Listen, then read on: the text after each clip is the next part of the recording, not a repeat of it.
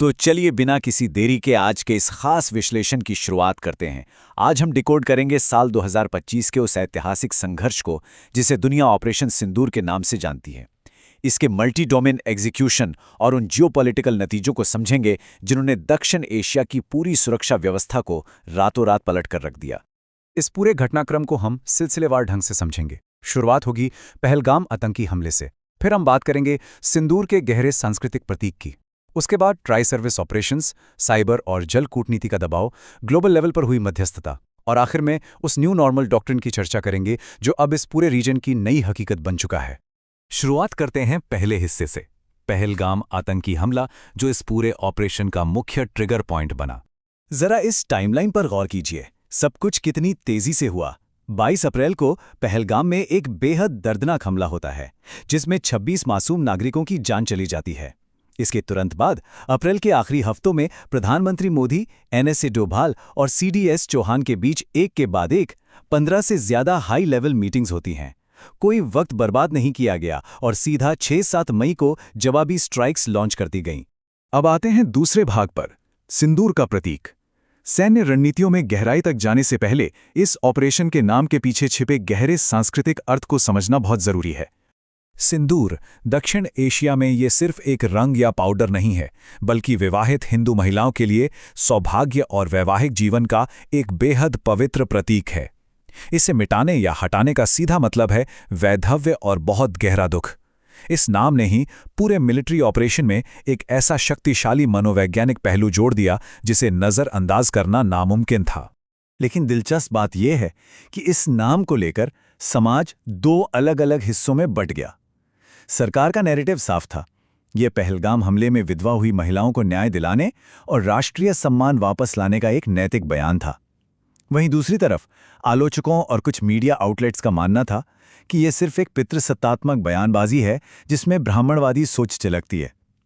एक ही शब्द पर नजरिए बिल्कुल अलग। चलिए अब तीसरे हिस्से की तरफ बढ़ते हैं और देखते हैं कि युद्ध के मैदान में ये ट्राई सर्विस ऑपरेशंस आखिर कैसे अंजाम दिए गए। इस लिस्ट को देखिए, भारत की तीनों सेनाओं ने मिलकर कितनी सटीकता से काम किया। सवाई नाला कैंप, मरकज तैयबा और मरकज सुभान अल्लाह, ये कोई रैंडम निशाने नहीं थे। ये पाकिस्तान की सीमा के बहुत अंदर मौजूद लश्कर तैयबा और जैश मोहम्मद के बड़े ट्रेनिंग सेंटर्स थे, जिन्हें इस ऑपरेशन में पूरी तरह से मटियामेट कर दिया गया। 125, ये कोई छोटा नंबर नहीं है। इस संख्या से अंदाजा लगता है कि आसमान में भारत का दबदबा किस लेवल का था। 125 फोर्थ जनरेशन फाइटर जेट्स को स्टैंड ऑफ रेंज पे डिप्लॉय किया गया था। और सबसे बड़ी बात, इनमें वो सुखोई 30 MKI भी शामिल थे जिन्हें भारतीय इंजीनियरों ने स्वदेशी ब्रह्मोस मिसाइलों के साथ बेहद शानदार तरीके से इंटीग्रेट किया था। बात सिर्फ आसमान तक सीमित नहीं थी। समंदर में नौसेना ने मकरान तट के पास अपना कैरियर बैटल ग्रुप तैनात करके एक मजबूत ब्लॉकेड खड़ा कर दिया। उधर जमीन पर BSF ने सांबा बॉर्डर पर घुसपैठियों को ढेर कर दिया। और इस पूरी रणनीति में एक बहुत ही खास बात थी। रणनीतिक ब्रीफिंग का नेतृत्व कर्नल सोफिया कुरैशी और विंग कमांडर व्योमिका सिंह जैसे अधिकारी कर रहे थे। ये भारतीय सैन्य नेतृत्व के उस बदलते और समावेशी चेहरे की तस्वीर है जो सच में काबिल तारीफ है। अब रुक करते हैं चौथे भाग का। ये युद्ध सिर्फ गोलियों और मिसाइलों तक सीमित नहीं था। साइबर और जल कूटनीति के मोर्चे पर जो हुआ वो दक्षिण एशिया ने पहले कभी नहीं देखा था। पाकिस्तान की अर्थव्यवस्था की सबसे बड़ी कमजोरी यहाँ साफ दिखती है। उनका 93% पानी सीधे सिंधु नदी प्रणाली से आता है। 1960 की सिंधु जल संधि को होल्ड पर रखने का फैसला कोई आम बात नहीं थी। यह एक ऐसा अप्रत्याशित और कड़ा हाइड्रोलॉजिकल दबाव था जिसने सीधे तौर पर वहां की कृषि और जीवन रेखा पर भारी संकट खड़ा कर दिया। 1 करोड़, जी हां 10 मिलियन, उधर पानी रोका गया और इधर डिजिटल दुनिया में मानो भूचाल आ गया। पाकिस्तान प्रायोजित हैकर्स की ओर से 1 करोड़ साइबर घुसपैठ की कोशिशें दर्ज की गईं। मकसद साफ था, भारत के क्रिटिकल इंफ्रास्ट्रक्चर को तबाह करना और डीप फेक के जरिए हर तरफ झूठी खबरें फैलाना। इसके जवाब में जो रणनीति अपनाई गई वो बहुत ही स्पष्ट थी। एक डुअल साइबर अप्रोच। डिफेंस के मोर्चे पर 15 लाख बेहद क्रिटिकल साइबर अटैक्स को सफलतापूर्वक ब्लॉक किया गया और पहली बार खुले तौर पर इसके लिए एक दूसरे देश को जिम्मेदार ठहराया गया। और बात सिर्फ डिफेंस तक नहीं रुकी। तुरंत जवाबी कार्रवाई में भारत ने ऑफेंसिव साइबर स्ट्राइक्स की, जिनका सीधा निशाना पाकिस्तान आर्मी वेलफेयर ट्रस्ट और शाहीन फाउंडेशन जैसी संस्थाएं थीं। अब आते हैं 5वें हिस्से पर, वैश्विक मध्यस्थता और युद्ध विराम। जब कई मोर्चों पर एक साथ तनाव इतना बढ़ गया हो तो दुनिया का दखल देना लाजमी था। डिप्लोमैटिक बैक चैनल्स की इस टाइमलाइन को देखिए। हालात बेकाबू होकर किसी परमाणु तनाव में न बदल जाएं, इसलिए अमेरिका ने तुरंत दखल दिया। अमेरिकी विदेश मंत्री मार्को रूबियो ने पाकिस्तान के सेना प्रमुख आसिम मुनीर से सीधी बात की, और इस इंटेंस फोन डिप्लोमेसी का ही नतीजा था कि 10 मई को राष्ट्रपति ट्रंप ने पूरी तरह से युद्ध विराम का ऐलान कर दिया। लेकिन यहाँ ग्लोबल पॉलिटिक्स का असली चेहरा सामने आता है। एक तरफ अमेरिका था जो तुरंत तनाव कम करने और शांति के लिए मध्यस्थता कर रहा था, वहीं दूसरी तरफ चीन का रुख बिल्कुल अलग था।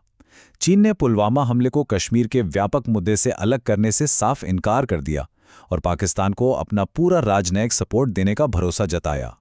चलिए अब हम इस विश्लेषण के आखिरी और सबसे अहम भाग पर आते हैं, नया नॉर्मल सिद्धांत, जिसे अब डोभाल डॉक्ट्रिन भी कहा जा रहा है। Chief of defence staff general Anil Chauhan का ये कोट इस पूरी स्थिति का निचोड़ है। उनका कहना है कि आजकल छोटी अवधि के संघर्षों से ही बड़े राजनीतिक उद्देश्य हासिल किए जा सकते हैं।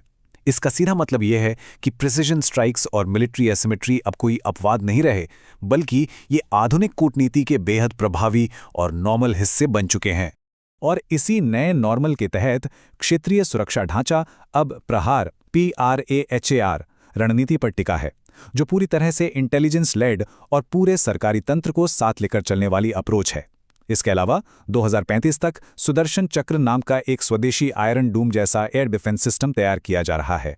साथ ही साइबर स्पेस ऑपरेशंस के लिए एक जॉइंट डॉक्ट्रिन भी बना ली गई है, ताकि डिजिटल डिफेंस हमेशा प्रोएक्टिव रहे। इस पूरे संघर्ष से मिले सबक सिर्फ कागजों तक सीमित नहीं रहे, बल्कि ग्राउंड पर भी तुरंत बदलाव हुए। बॉर्डर पर तेजी से 3D प्रिंटेड मजबूत बंकर तैनात किए गए हैं, जमीन के अंदर खुफिया कमांड और कंट्रोल सेंटर स्थापित किए जा रहे हैं, और भविष्य के किसी भी प्रॉक्सी युद्ध से निपटने के लिए प्रोजेक्ट कुशा के तहत लंबी दूरी के सैम सिस्टम का विकास तेजी से किया जा रहा है। कुल मिलाकर बात यह है कि ऑपरेशन सिंदूर ने दक्षिण एशिया में डिटरेंस की पूरी थ्योरी ही बदल कर रख दी है। भारत की नीति, जो कभी रणनीतिक संयम की हुआ करती थी, वो अब आधिकारिक रूप से डिफेंसिव ऑफेंस यानी रक्षात्मक आक्रामक रूप में बदल चुकी है, और इसमें मिलिट्री, साइबर और जल, इन तीनों मोर्चों का एक साथ इस्तेमाल शामिल है। अब इस पूरे विश्लेषण को खत्म करते हुए एक बहुत ही अहम सवाल छोड़ना लाजमी है। परमाणु खतरे के साये के बीच जब पारंपरिक युद्ध की सीमाएं इतनी बढ़ चुकी हैं, तो जरा सोचिए, साइबर हैकिंग और प्रॉक्सी वॉर के इस बदलते दौर में दक्षिण एशिया में भविष्य के संघर्ष और डिटरेंस की अगली पीढ़ी आखिर कैसी दिखेगी? ये एक ऐसा सवाल है जिसका जवाब आने वाले वक्त की सुरक्षा नीतियां ही तय करेंगी। आज के इस विश्लेषण में हमारे साथ जुड़ने के लिए बहुत बहुत धन्यवाद।